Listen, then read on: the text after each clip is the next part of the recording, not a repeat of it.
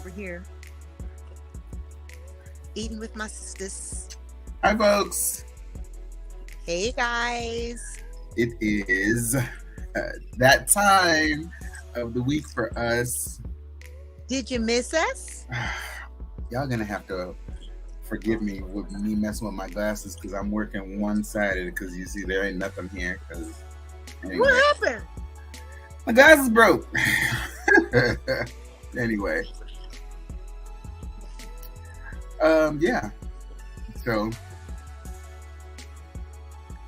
Are you on your laptop or are you on your phone? I am on my laptop actually. Call your sister. Because hers late. She is late. I Indeed. tried to call her a half an hour ago to give her an update on our nephew, but her didn't answer. What do you mean an update on our nephew? On Rafi. Oh, They're taking him home on Monday. Okay. And so he wants to come spend the night with us and spend the weekend with us. So I said, yeah. And they don't want him to? No, he's telling me that he wants to come and spend the weekend with us. Hi, how are you? He wants to come spend the weekend with us before she takes him back to Vegas on Monday. So I sent her a text message telling her that that's fine and that I'll try and make arrangements for Chantal to come get him.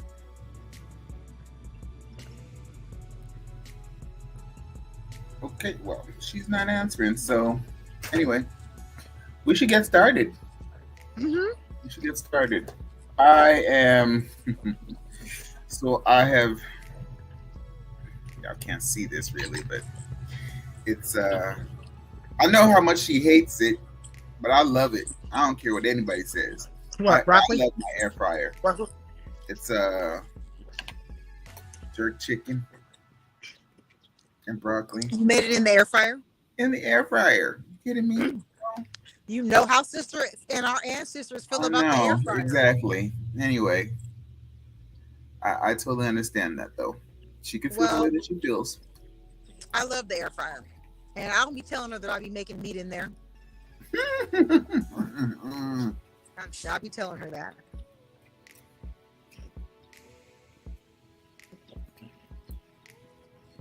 I don't have a meal. I got 7-Eleven cream cheese cake, some Cheez-Its.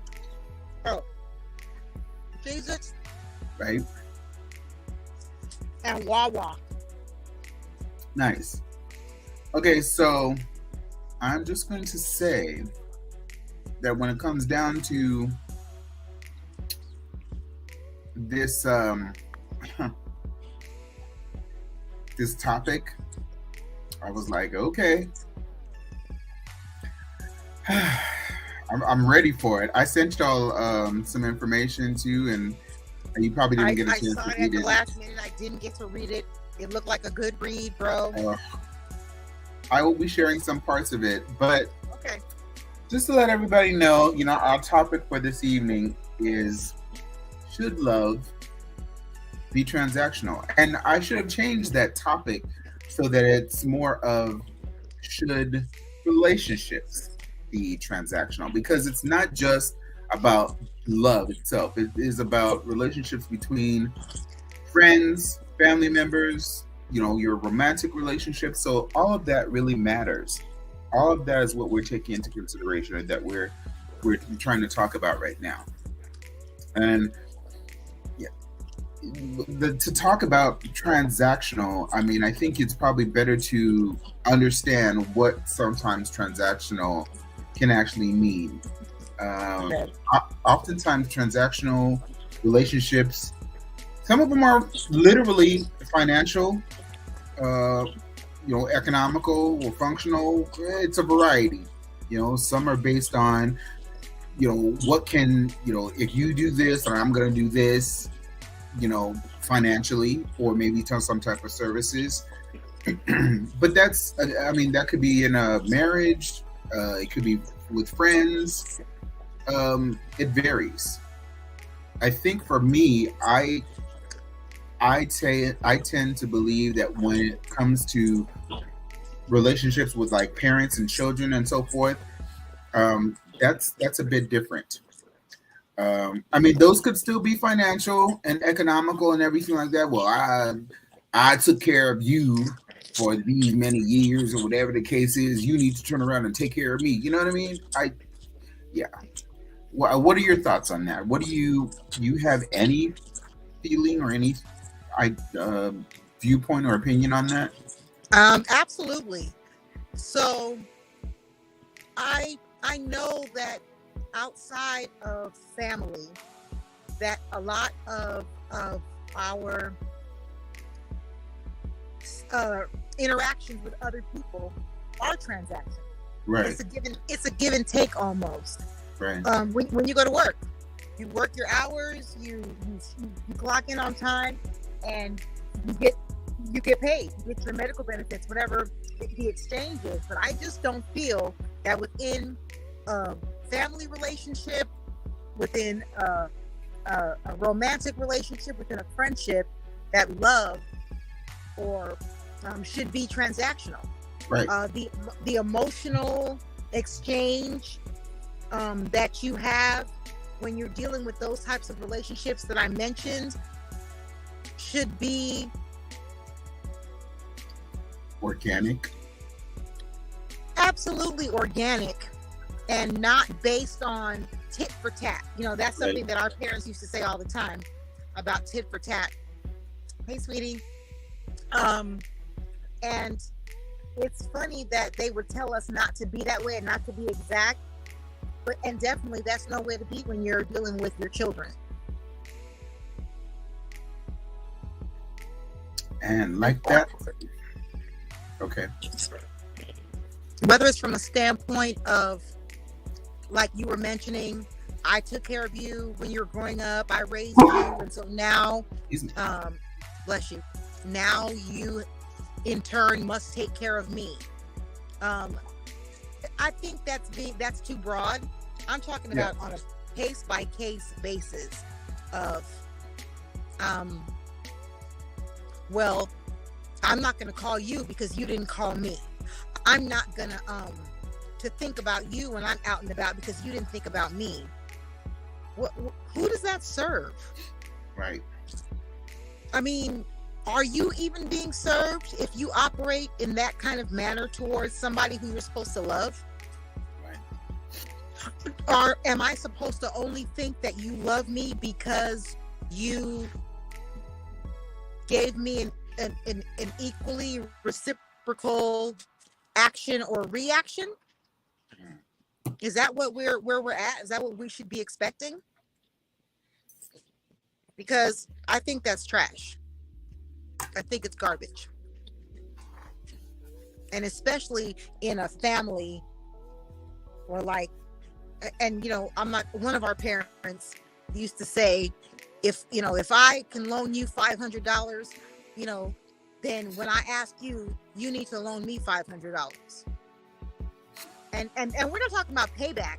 We're talking about, you loaned me $500 or you helped me out with this amount of money or with this thing, and so either whatever arrangement we decided, I'm going to pay you back. I did that. So next time when you ask me and you ask for a certain amount or a certain thing, I should comply because you came through for me on that. That's not how it works, because maybe I'm not in the same place financially as you are. Maybe I'm not, I don't have the ability to just come up with this large amount of money, and then you're not supposed to be angry with me because I can't do what you did for me. Right. Not say that I'm acting in an ungrateful manner or that I'm acting in a way that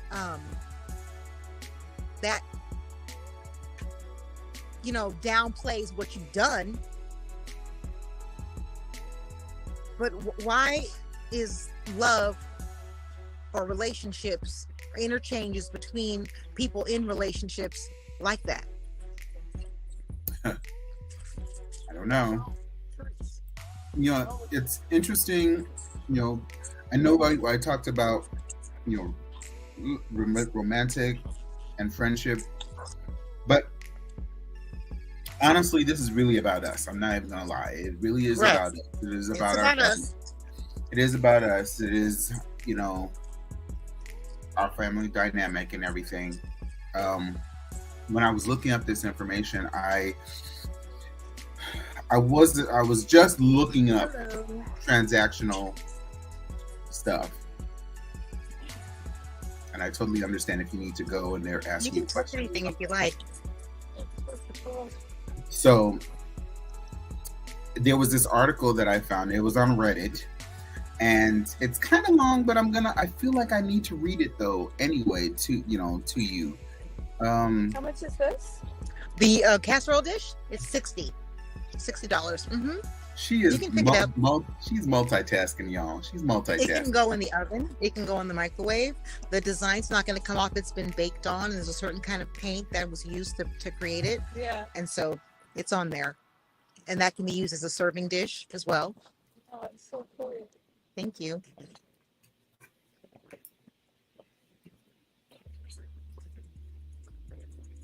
You tell me when you're ready. Go ahead, bro. I'm listening. Okay. Well, I didn't want to interrupt, but I really feel I need to read this article. So it kind of hit home, but I do not. Or Zelle? Yes, I do accept Zelle. I'm gonna get the $6 So how do we do the Zelle transaction, bro? Go ahead and read the article. I'm here. I'm listening. Okay. Okay. You're hilarious. Okay. I'm sorry, bro. Handle your business. But more importantly, I am, but I'm also listening. So the article said, it goes on to say, in a way, a lot of parents view their children as property and not people. There's a lot of things to be scared of in a capitalistic hellscape, but two big ones are the idea that your life will be meaningless and what will happen to you when you are no longer able to work, because in the U.S. you have no reliable safety net for the elderly, disabled, and unemployed. For most Americans, communal and intergenerational living is not the norm. It makes perfect sense that a lot of people have children with the expectation when they are too old to work. Or email? Area code 424 542 1343. I'm listening, bro. Those adult children will care for them. This means that a lot of children are born into the transactional relationships with their parents that they never had the opportunity to consent to. I don't even have time to scratch the surface WRIGHT of how many parents view their children as extensions of themselves rather than whole separate people, because they are so deeply unfulfilled in their jobs. They are compelled to work because of the financial stresses of capitalism. A lot of that was in reference to capitalism, but I think the point that I really wanted to bring out was about parents and children specifically, when they're born into these situations, these transactional experiences or transactional relationships, not even knowing. They're thinking, okay, I'm being, I'm in a family or a loving family, or somehow or another, the parents have already made some type of transaction between themselves and then brought children into the world.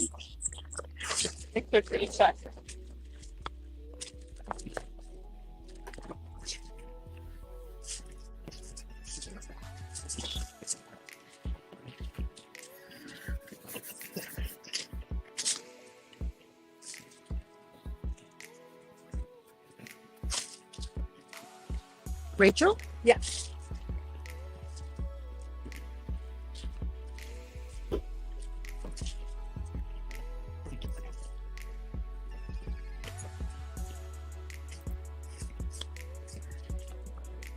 Thank you.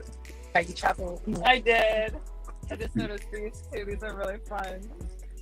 Oh my god, those are really cute. How much are those? 75. Thank you all so much for tuning in. Those that are watching on Facebook and on YouTube. it's a conversation that we're having as siblings, and you think it's an interesting topic because, sometimes you really don't know what type of relationship that you're in, and then you find out that it is a transactional type of relationship, and you're like, well, what do I do in this instance? How do I resolve being in this and not even realizing that that's what it was? But Right.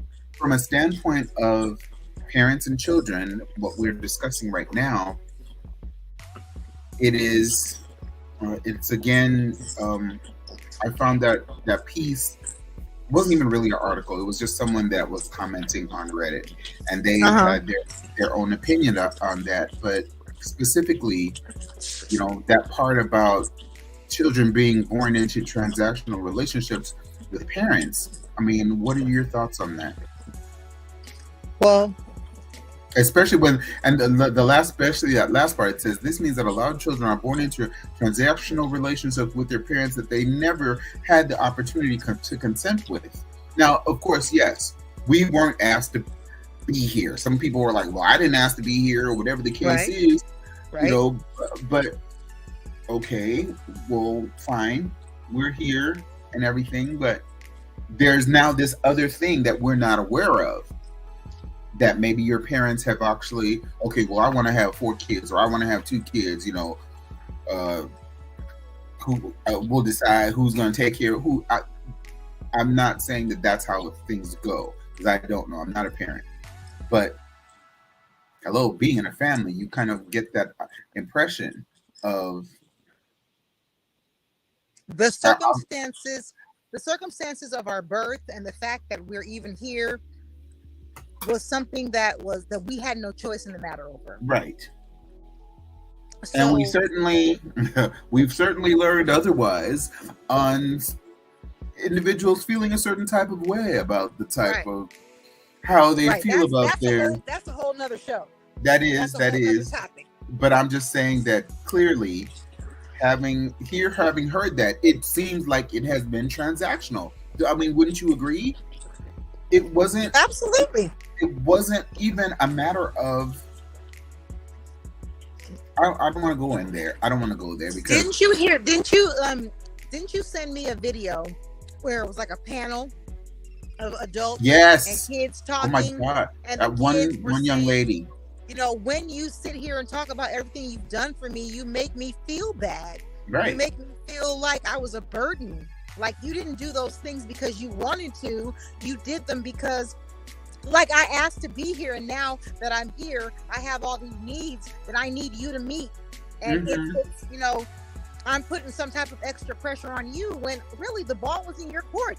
To have children, to have me, to keep me, and to raise me in the manner in which you did. So to be constantly reminding me that you had to do these things for me is not a good situation. You're setting a child or a person up, because these feelings can last into adulthood. Setting them up to they do. You're setting them up to feel worthless, or to feel like a burden, or to feel like they owe you something, and therefore love in this instance is transactional. Yeah. I raised you, I brought you into this world, and I paid for you to have a roof over your head, and I paid for food, and now you owe me. Like, you owe me your life, you owe me your world. Whatever you become is repayment for me for being a parent to you. Right. Okay, let's just say in theory that that's really true. That means that as a parent, you must do your due diligence from age 0 to whenever I'm no longer in your care and no longer your financial responsibility. Right. You must do due diligence and do the best that you possibly can do. You don't get to have this transactional feeling about my relationship when I had a very messed up existence. You treated me badly. You made me feel like I wasn't worth anything.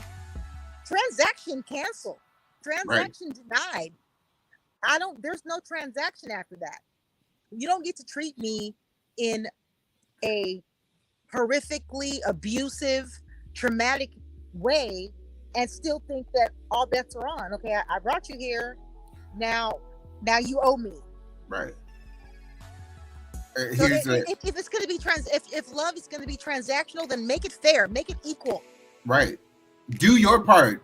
Do your part. And pay your amount, or I don't want to say it like that, but you know what I mean. I mean, if it's transactional, if you want it to be transactional, then go ahead and make sure that you are doing your equal tasks and you know, be the parent that you need to be the full parent that you need to be the full person that you need to be. I want to correct you on there.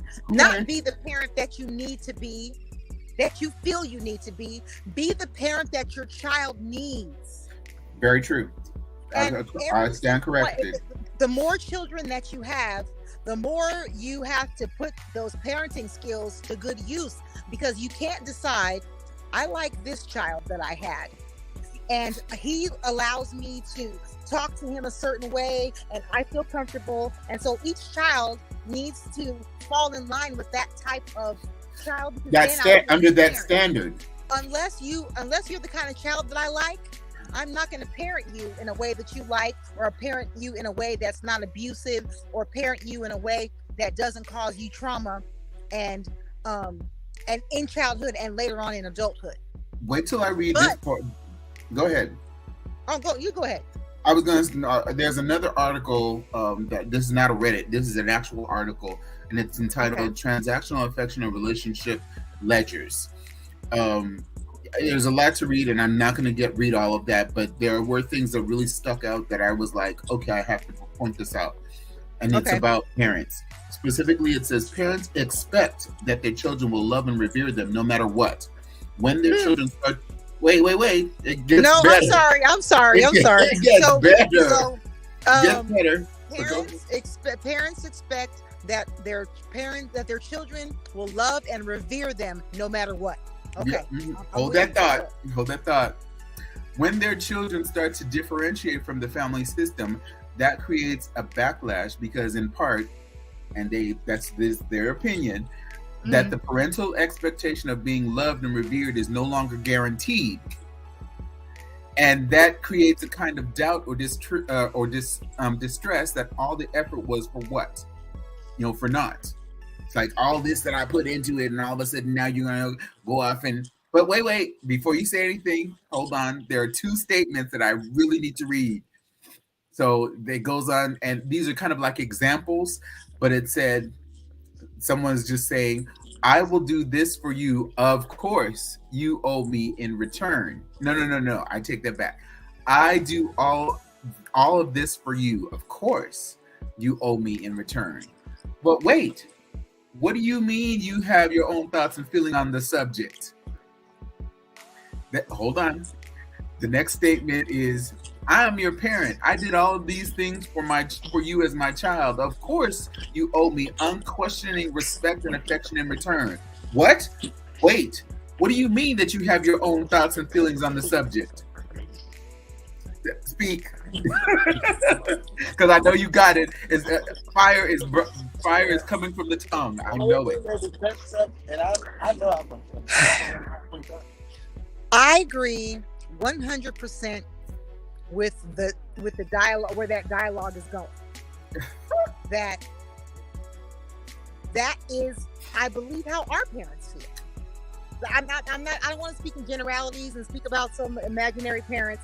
I'm speaking about our parents, and I feel this very apparent that is the way that they, and a lot from their culture, from our culture, and from their generation, feels that I don't have to be a good parent. I just have to be one. I have to have you, and I don't care that if what kind of house we lived in, or if I fed you properly, if I gave you the love and affection that you needed.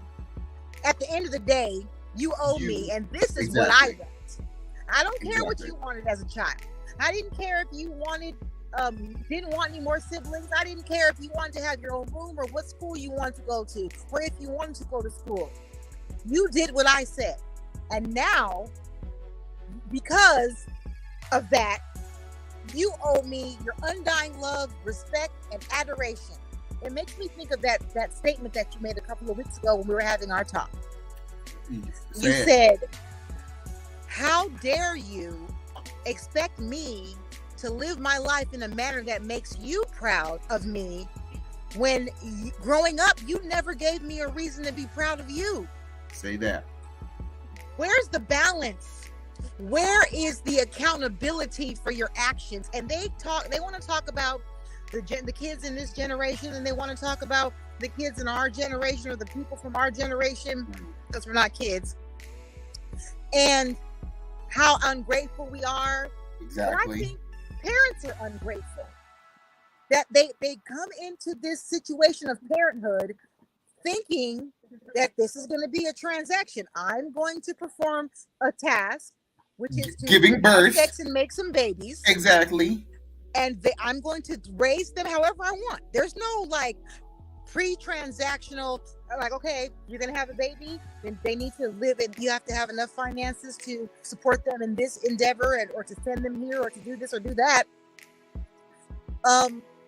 You beat them, you berate them, you allow them to come to harm or be harmed, or to be in less than stellar or less than ideal situations. You really don't have the right to try and enforce any type of transactions, because you didn't hold up your end of the transaction. And then you're asking of us something that even you didn't do. Did you take care of your parents to the bitter end? Did you treat your parents like you were so happy with the way that you were raised that you're just going to arbitrarily, because of this transaction, that usually transactions are not one-sided. Right. It's two-sided. So maybe you should wait until I'm old enough to make a transaction, or to make some type of contractual situation between the two of us. Like, okay, I'm going to do my best to make you feel loved and feel like a human. I'm going to ask for your input. I'm going to listen to you when it comes to your feelings. So, and I'm doing that with the hopes that later on you will do the same for me as I age and I go older and I need your help. Not I'm going to be expecting it, but that because I put forth such a huge effort to give you the best childhood, the best upbringing, the best emotional stability, because I did that actively, I'm hoping that you will actively do the same for me in return. There's a grace that needs to come along with that. So there's the grace. Right, exactly. I mean, there is a grace that has to come along with that. I mean, if you weren't providing that type of grace to your children to begin with, or to the person that you birthed, relationship with, friendship with, how are you expecting that to be reciprocated to you? That transaction, I'm sorry, it's cliche, but that transaction becomes null and void, or it becomes, insufficient funds. Exactly. But and they charge a fee for that. To speak more on the transactional type of just relationships in general, I'm gonna just say reference Wikipedia, and another relationship article talks about, these type of relationships tend to breed resentment. No one wants to feel like they've been used, like they have been walked over simply for the benefit of someone else, and they have nothing to share or input or anything like that in the relationship. It's always, well, what can you do for me? What have you done for me? No, that's not what this, and if you want to say it's 50-50, fine. That's in a relationship. But when it comes down to children, you have to understand, and I can totally understand if there are some parents that are out there, oh, well, I do everything for my children and they turn around and do nothing for me. I'm like, maybe I can see your point, but you did bring them. Maybe you should ask your children.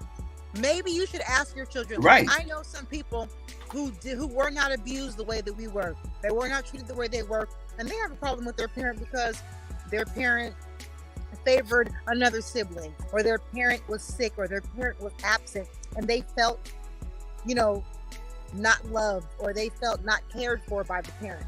Right.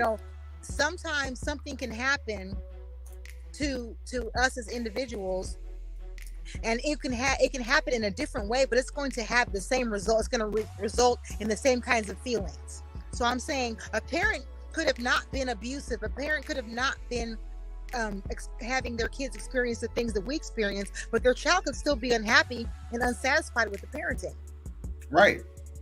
And it should not be expected. First of all, you should plan. You want me to plan and have a life and you want to see the fruits of your labor right now. But it's labor that you chose to have. But did you cultivate any? None. Did you do anything to? Okay, who was I talking to? We were talking about. I was talking to Rashawn, or maybe I was talking to you. Doesn't matter. We were talking about how parents want to. We're likening it to a seed right. being planted in the soil. The soil is toxic. There's not a good fresh water supply source. It's not getting sunlight.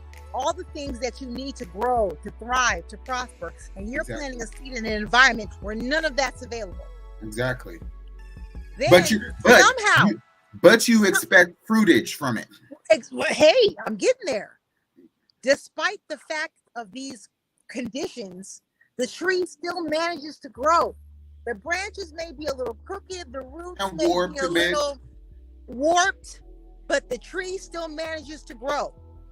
Do you prune the tree? Do you do all the things that you're supposed to do to a tree when it's growing to help it straighten, to help it grow towards the sky? No, but as soon as it does, you want to use those branches and those leaves for shade. You want to eat that fruit. You want to. The Bible says you reap what you sow. It says you don't plant. You don't plant and not gather, or I know I'm saying it wrong, but you know what I mean. Yeah. You don't get to reap the benefits of a harvest that you never sowed a seed for, or you didn't put any type of work into, or the work that you put. Oh, they put in work, all right, but it was crap. It was damaging. It was. So go ahead. No, you go ahead. I was just thinking that while you were describing the whole situation about the tree, and you were asking a question: do you prune the tree? Do you cultivate? Whatever. I was thinking, whether it be, however, you see it growing and it's growing, but then all of a sudden you see this branch start to kind of like go this direction. Do you just chop down the whole entire tree? Or do you kind of like tie it up and support it and bring it back so that it starts going straight up or something like that? Or do you start hacking at it with the machete? Right, exactly. And that could be, whether it be emotional, whether it be, with your words, whether it be how you treat the tree or whatever. So figuratively, we're talking about parents and how they are bringing up or raising their children and everything, and the type of relationship that you want to have, or the type of fruitage that you want to bear later on, is based upon the way that you are actually, working with that tree. Thank you very much. So it's a great analogy, of course, and about that, but dang, I tell you, I wish sister were here so she could have some input or whatever, but we'll listen to this. I heard there's an actor. Mm-hmm. I don't want to say his name wrong. I've been enjoying his reels on Instagram. Okay. Do I know him? Yes, you do. Okay. If you saw him, you'd know exactly who he was. Okay. I think the first time I saw him acting, he was on Silver Spoons or something. Okay. He's black. His name is Dondrell or Andrell or something. He's a handsome guy. Anyway, he said it wasn't the guy that played Vanessa's boyfriend in the Cosby Show, was it?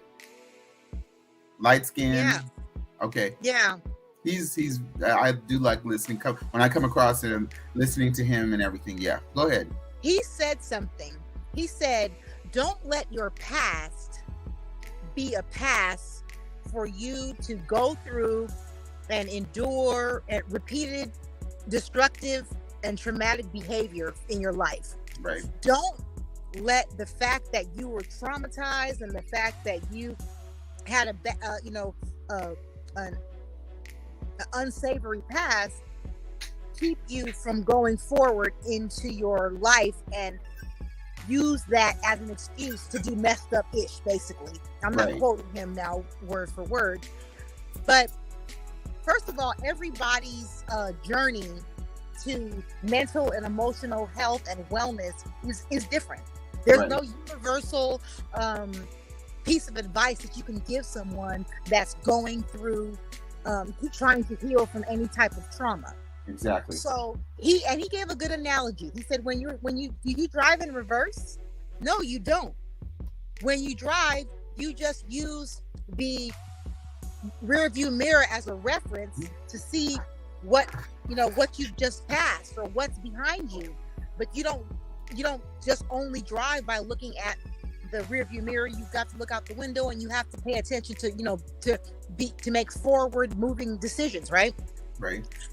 What do you do if moving forward and not blaming parents and there's another lady on TikTok who says, how long do parents have to be sorry? How long do they have to apologize? They don't have to apologize. It doesn't have to be forever. But what it does have to be is accountable. I don't want to sit and through the rest of my life and blame you and say, oh, the reason why I don't have nothing is because of you. Oh, the reason why I'm unsuccessful is because of you. The reason why I didn't go to school and get an education is because you didn't encourage me.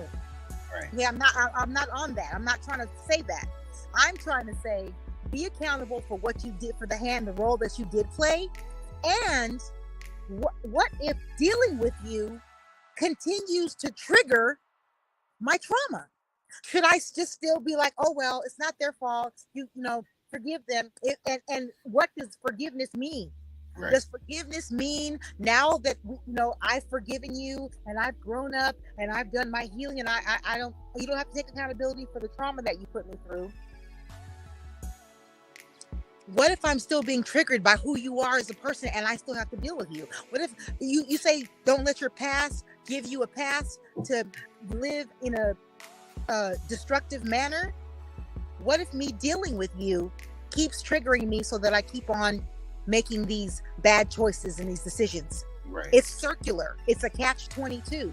Yeah. So people keep on making it a mistake between the definition of what it means to be blaming and what it means to be taking accountability. Right. And they're two different things.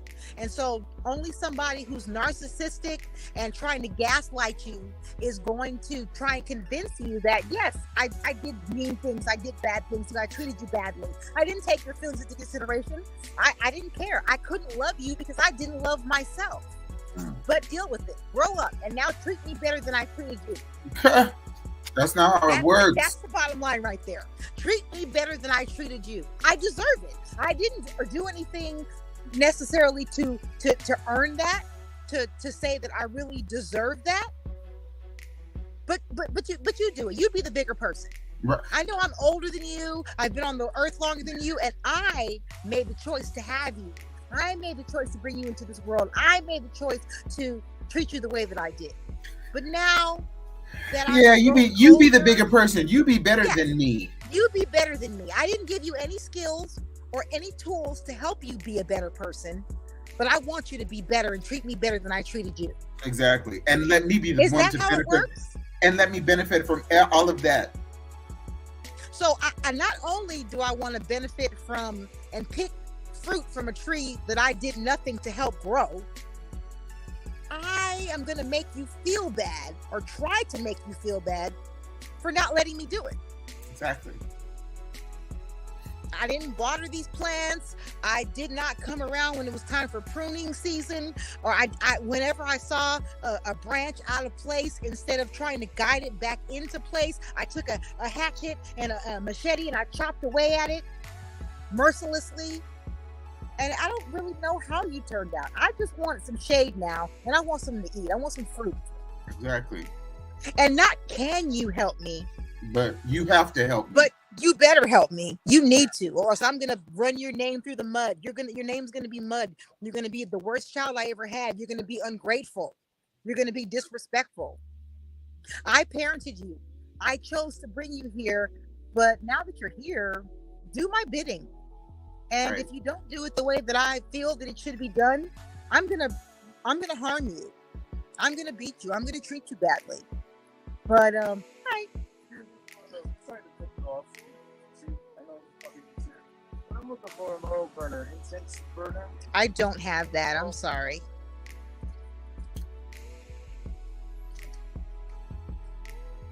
Make it make sense, bro. Yeah. Make it make sense. Yeah, I can't. No way. Sense. No. So that's why the attitude that I have now going forward is one of very much of do what's right for you, Beverly. And that is my advice to everybody else. Do what's right for you, not what is expected of you. I mean, you have to have expectations for yourself before you start fulfilling expectations that others have of you. So if you haven't figured out, even at my age, even at your age, if you haven't figured it out yet, what that purpose is or what the expectations that you have of your own life, take some time out and do that. It's not just cliche when people say do the work, you got to do the work. There's work involved. You do have to do it. But don't let other people who are out there selling the idea of this is what healing looks like. Healing means you don't talk about the past. Healing means you don't blame the people who are responsible for your trauma. Healing means just get over it. That to me, that's what I'm hearing. With all these gurus and all these self-help and life coaches, I'm hearing get over it. Okay, let me get over it. But then in my own due time, though. I'm not going to deal with the people and the situations that brought me trauma in the first place. I can't keep triggering myself. I go 2 steps forward in healing, but then part of the healing is forgive them. Don't hold them accountable. Grow up, grow past it, get over it. So then you're like, okay, well, if I do that, that means I can still deal with them. I can show up and make a meal for them. I can do this. I had a breakthrough in therapy. I know that sounds so cliche as well, but she said, my therapist was saying, there's a constant battle between what your mind is telling you. Well, first of all, there's lots of lies out there, and the lies aren't always coming from outside of you, from others lying to you. Right. The lies are coming from you. Very true. But the lies that you are telling to yourself are not malicious or malicious in nature. They're not because you just think so poorly of yourself. You've been made to think that way. Exactly. Life situations have happened. People have, your environment has influenced you in a negative way to feel less than.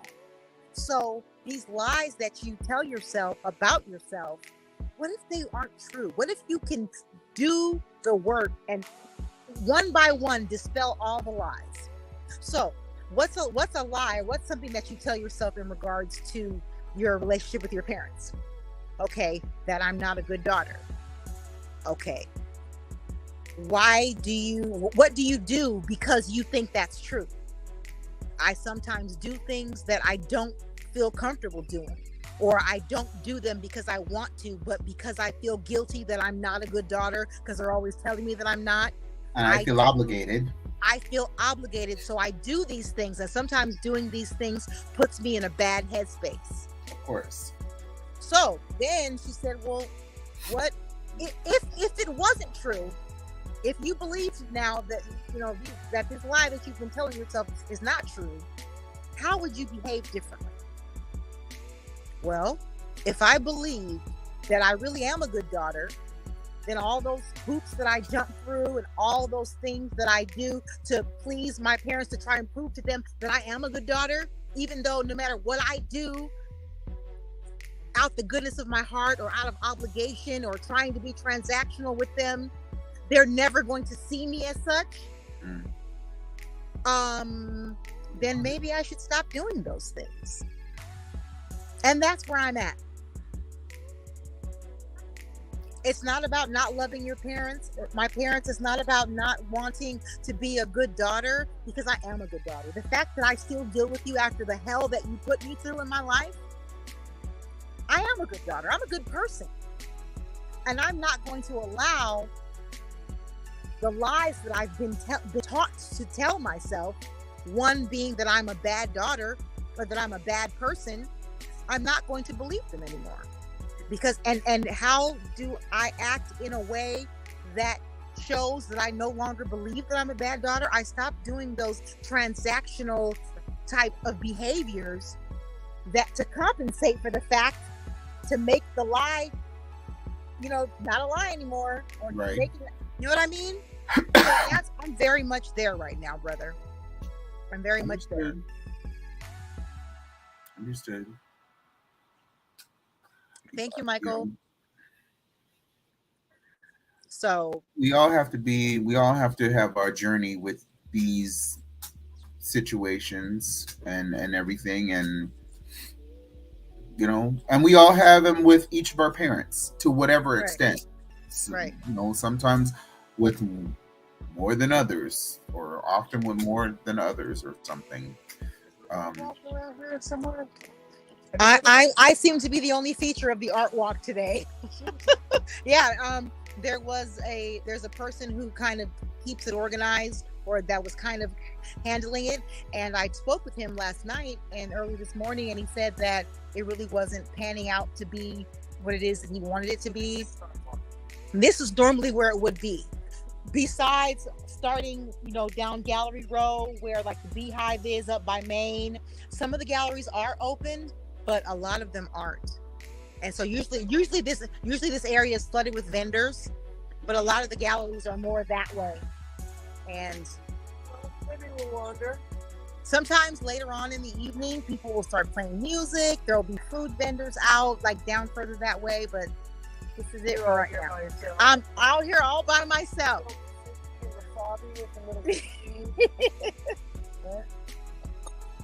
Okay, well, your art looks nice. Thank you very much. Berger. That was pretty good, though. All right, good luck. Thank you. Take care. You too. Thank you. Well, I mean, how are you feeling about this conversation? I mean, I know we could probably have a part 2 and a part 3, to be perfectly honest. Right. So that we can get sisters' input too. Exactly. But I think I stated how I felt, how I feel. I absolutely, so to answer the question, should love be transactional? Absolutely not. Right. They say love is unconditional, but that's just not true. Right. There are conditions to my love. I used to say that, that's all I want to be able to do is love people unconditionally, but there are conditions. We've learned that over time. I mean, it's so easy to say that because you don't want to come across as being jaded, but at the same time, you have to learn to protect your heart and yourself, and to be able to, whatever love that you have to give to somebody else, the only way to do that is be like, okay, I'm sorry, this is a condition for me, for my love. This is what I have to do. This is what I'm going to accept. This is what I'm not going to accept. So, I think that instead of saying conditional love, then we should say, or it would be better or more accurate to say love with boundaries. Right. I am going to love you. I'm going to be loving towards you, and I'm going to let you know in no uncertain terms how it looks when you love me, how you treat me, how you're supposed to treat me. I'm not going to let you decide, well, I love her and I'll talk to her this kind of way if I want to, or I love her and I'll do this, or you don't get to decide no more. You don't get to decide no more. I decide. That person or persons will never have your best interests at heart, because they're going to be thinking selfishly. I hate to say it. It's just being real. It's just being honest about that, you know. And again, yeah, it's so much in the past, and I'm coming from a standpoint of a man, as a guy, you know, where it's so taboo that men talk about their mental health and everything. They're always the ones that are always, you know, told you have to suck it up, or, you know, just deal with it, or whatnot. You know, you're the man in the relationship, or you're the man in the household, or whatever the case is, and you be strong, or whatever. And don't be so emotional. Because they want, for some reason or another, they feel like, okay, well, with the love being unconditional, whatever, that, you know, or that saying, being loved unconditionally, they just expect you to just deal with anything, and still be able to say, I love you, and express that love. It's like, but there comes a time where you got to stand up for yourself and say, no, I'm done. I can't do this, or this is not acceptable, for my mental health, for my physical health, for... You got the art right here? Mm-hmm. Oh, nice. Thank you. You did all this? Huh? Yes. Good. Thank you. No, I just paint on it. Oh, I see. Everything on the table, all the glass and acrylic and stuff is all hand painted. Mm-hmm.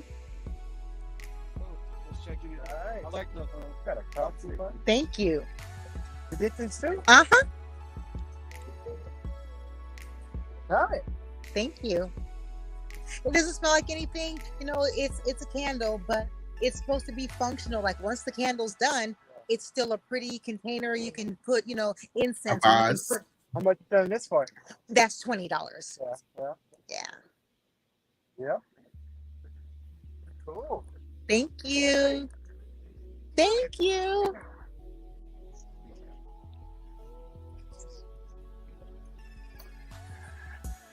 But I mean, no, like I said, you know, you've got to stand up for yourself, and know to protect yourself. That's not something that at times we have been taught. It's something that we have come to learn over just the decades or time or whatever. So, are you working on 2 phones? Yes. Okay.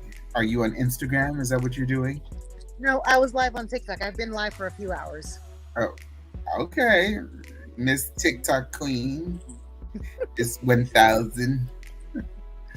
Anyway, I think this is probably a good stopping point. Yeah.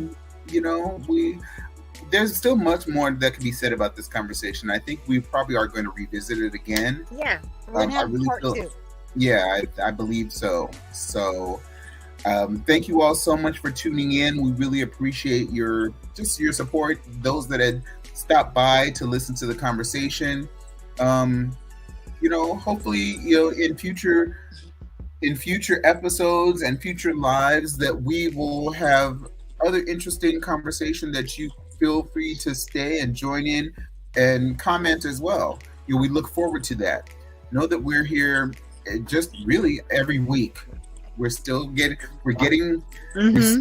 the day, but we're here every week. So just know that you can find us on Facebook under Eating with My Sisters, and then also check us out on YouTube as well. You know, make sure you like, comment, and subscribe on YouTube as well. We're trying to build up. I'm good. Some listeners, y'all, some audience, and I need your help. So check us out, you know, on those different platforms. Until next time, though, sister, anything you want to add? No, just check us out on TikTok. Check us out on Instagram. And you know what? Give us some feedback. Let us know what you'd like to hear us talk about, and make sure that you tune in next week. Exactly. Peace. Till next time. Peace, people.